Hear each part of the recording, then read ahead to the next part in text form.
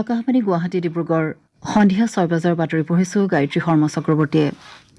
লোকসভা নিৰ্বাচনৰ দিন ঘোষণাৰ পাছতে আজি ৰাজ্যৰ মুখ্য নিৰ্বাচনী বিষয়া অনুৰাগ গোৱেলে স্বচ্ছ আৰু নিকা প্ৰক্ৰিয়াৰে নিৰ্বাচন অনুষ্ঠিত কৰাৰ বাবে হাতত লোৱা ব্যৱস্থাৱলীসমূহ ব্যক্ত কৰে। জনতা ভৱনত আয়োজিত এখন সংবাদমেলত সম্বোধন কৰি মুখ্য নিৰ্বাচনী বিষয়াগৰাকীয়ে ৰাজ্যত মুঠ ভোটাৰ সংখ্যা 2,43,01,960 গৰাকী বুলি জানিবলৈ দিয়ে। ইয়াৰ ভিতৰত 1,21,79,358 জন পুৰুষ ভোটাৰৰ বিপৰীতে মহিলা ভোটাৰৰ সংখ্যা 1,21,22,188 গৰাকী। ৰাজ্যত সৰ্বমুঠ 414 জন পুৰুষ তৃতীয় লিংগৰ ব্যক্তিয়ে ভোটদাতা হিচাপে নাম পঞ্জীয়ন কৰিছে। অৱশ্যে তিনিওটা পৰ্যায়ৰ নিৰ্বাচনৰ অধিসূচনা প্ৰকাশ হোৱালৈকে ভোটাৰৰ সংখ্যা বৃদ্ধি পাব বুলি শ্ৰীগোৱেলে জানিবলৈ দিয়ে। মুখ্য নিৰ্বাচনী বিষয়াগৰাকীয়ে লগতে এইবাৰৰ নিৰ্বাচনত বঙাইগাঁৱত এটা, কামৰূপ মহানগৰ জিলাত 3টা আৰু কামৰূপ জিলাত এটাকৈ ভোটগ্ৰহণ কেন্দ্ৰ বৃদ্ধি পোৱাৰ ফলত সৰ্বমুঠ 5টা ভোটগ্ৰহণ কেন্দ্ৰ বৃদ্ধি পাইছে বুলি জানিবলৈ দিয়ে। ৰাজ্যত সৰ্বমুঠ ভোটগ্ৰহণ কেন্দ্ৰৰ সংখ্যা 28,654টা।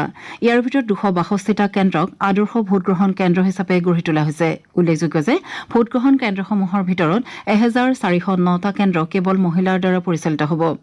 ৰাজ্যৰ 50টা স্থানত 126টা ষ্ট্ৰং ৰুমৰ ব্যৱস্থা থাকিব বুলিও শ্ৰীগোৱেলে প্ৰকাশ কৰে। লোকসভা নিৰ্বাচনত দিন ঘোষণা কৰাৰ লগে লগে বিভিন্ন ৰাজনৈতিক দলসমূহ নিৰ্বাচনী প্ৰচাৰত ব্যস্ত হৈ পৰিছে। এই উদ্দেশ্যে আম আদমী পাৰ্টীৰ মহানগৰীৰ গণেশগুৰিস্থিত ৰাজ্যিক কাৰ্যালয়ত অনুষ্ঠিত এখন সংবাদমেলত সম্বোধন কৰি দলটোৰ জ্যেষ্ঠ মুখপাত্ৰ অনুৰূপা ডেকাৰজোৱাই কয় যে আগন্তুক নিৰ্বাচনত দেশৰ মুঠ 22টা লোকসভা সমষ্টি আপে প্ৰতিদ্বন্দ্বিতা কৰিব। ইয়াৰ ভিতৰত ৰাজ্যৰ 2খন আসনত দলটোৱে প্ৰতিদ্বন্দ্বিতা আগবঢ়াব। ইয়াৰ পূৰ্বে ৰাজ্যখনৰ 3খন আসনত দলটোৱে প্ৰাৰ্থিত্ব আগবঢ়োৱাৰ কথা আছিল যদিও দলটোৰ ৰাষ্ট্ৰীয় ৰাজনৈতিক পৰিক্ৰমা কমিটিৰ সিদ্ধান্ত মৰ্মে গুৱাহাটী লোকসভা সমষ্টি প্ৰত্যাহাৰ কৰা হৈছে। আপে শোণিতপুৰ আৰু ডিব্ৰুগড় লোকসভা সমষ্টিত সফলতা লাভ কৰিবৰ বাবে সৰ্বশক্তি প্ৰয়োগ কৰিব বুলি শ্ৰী ডেকাৰজোৱাই উল্লেখ কৰে। আনফালে যোৰহাট লোকসভা সমষ্টিৰ কংগ্ৰেছ দলৰ প্ৰাৰ্থী গৌৰৱ গগৈয়ে আজি চৰাইদেউ জিলাৰ সোণাৰী বিধানসভা সমষ্টিৰ বহুকেইখন চাহ বাগিচাত নিৰ্বাচনী প্ৰচাৰ সভাত অংশগ্ৰহণ কৰে। সভাত শ্ৰীগগৈয়ে মূল্যবোধৰ ৰাজনীতিক প্ৰাধান্য দিবলৈ নৱপ্ৰজন্মক আহ্বান জনায়। ইফালে গোলাঘাট জিলাৰ কাজিৰঙা লোকসভা সমষ্টিৰ বিজেপি মিত্ৰজোঁটৰ প্ৰাৰ্থী কামাখ্যা প্ৰসাদ তাছা আৰু ৰাজ্যৰ বিত্তমন্ত্ৰী অজন্তা নেওগে জিলাখনৰ কেইবাখনো দলীয় আৰু কৰ্মী সভাত অংশগ্ৰহণ কৰে। বিজেপি নেতা দুগৰাকীয়ে গোলাঘাটৰ সতী সাধিনী ক্ষেত্ৰ, মেৰাপানী, বৰুৱাগাঁও ইত্যাদি ঠাইসমূহত নিৰ্বাচনী প্ৰচাৰ চলায়। নিৰ্বাচন আয়োগে সমাগত লোকসভা নিৰ্বাচনৰ দিন ঘোষণা কৰাৰ লগে লগে যোৰহাট জিলা প্ৰশাসনে নিৰ্বাচনী আচৰণবিধি সন্দৰ্ভত 2খন সভাৰ আয়োজন কৰে। যোৰহাট তাৰকাগৃহৰ সভাকক্ষত শীৰ্ষ আৰক্ষী বিষয়া আৰু অন্যান্য বিভাগৰ মুৰব্বীসকলৰ উপস্থিতিত অনুষ্ঠিত সভা 2খন জিলা নিৰ্বাচনী বিষয়াগৰাকীয়ে নিৰ্বাচনী আচৰণবিধি আৰু সাধাৰণ নিৰ্বাচনৰ নিয়মাৱলী সম্পৰ্কে পুংখানুপুংখভাৱে অৱগত কৰে। জিলাখনৰ আয়ুক্তে উপস্থিত সকলোকে নিৰ্বাচনী আচৰণবিধি তথা নিৰ্বাচনৰ নিয়মাৱলীসমূহ সঠিকভাৱে মানি চলি নিৰ্বাচনত নিজৰ কৰ্তব্য পালন কৰিবলৈ আহ্বান জনায়।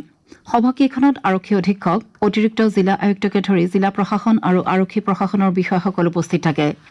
ধেমাজি জিলাতো জিলা আয়ুক্ত তথা জিলা নিৰ্বাচনী বিষয়া অংকুৰ ভৰালীয়ে এখন সংবাদমেলৰ জৰিয়তে 19 এপ্ৰিলত লখিমপুৰ লোকসভা সমষ্টিৰ ভোটগ্ৰহণ কৰাৰ বাবে জিলা প্ৰশাসন সাজু হোৱা বুলি জানিবলৈ দিছে। জিলাখনত সৰ্বমুঠ 393টা কেন্দ্ৰত ভোটগ্ৰহণ কৰা হ'ব বুলি জানিবলৈ দি জিলা আয়ুক্তগৰাকীয়ে কয় যে ইয়াৰে 10টা ভোটকেন্দ্ৰ কেৱল মহিলাৰ দ্বাৰা পৰিচালিত হ'ব। জিলাখনৰ মুঠ 2,195 গৰাকী দিব্যাংগ ভোটদাতাৰ ভোটগ্ৰহণৰ বাবে বিশেষ ব্যৱস্থা গ্ৰহণ কৰাৰ বিষয়েও আয়ুক্তগৰাকীয়ে জানিবলৈ দিয়ে। ইয়াৰ উপৰি জিলাখনৰ 2,157 জন জ্যেষ্ঠ ভোটাৰৰ বাবেও ভোটগ্ৰহণৰ বিশেষ ব্যৱস্থা গ্ৰহণ কৰা হৈছে।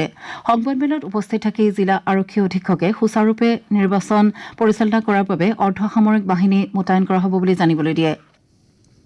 মাজুলী জিলাত জিলা আয়ুক্তৰ উপস্থিতিত অনুষ্ঠিত এখন সভাত জিলাখনৰ মুঠ 176টা ভোটকেন্দ্ৰত 1,40,641 গৰাকী ভোটাৰে ভোটদান কৰিব বুলি জিলা প্ৰশাসনে অৱগত কৰে। আমাৰ এতিয়াৰ বাতৰি ইমানতে অন্ত পৰিল।